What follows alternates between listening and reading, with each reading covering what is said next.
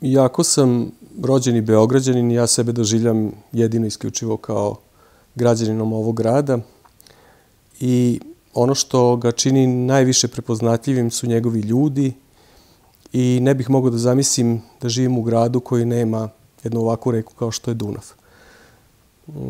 Odrastao sam na Keju i uvek je bilo pravo zadovoljstvo proći Kejom, a pogotovo sada kada je sigurno jedan od najlepših u našoj zemlji.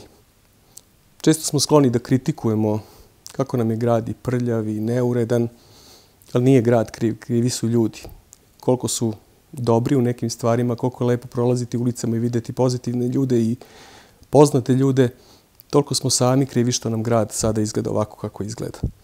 Iskreno verujem da će doći neka bolja vremena i da će se nešto promeniti.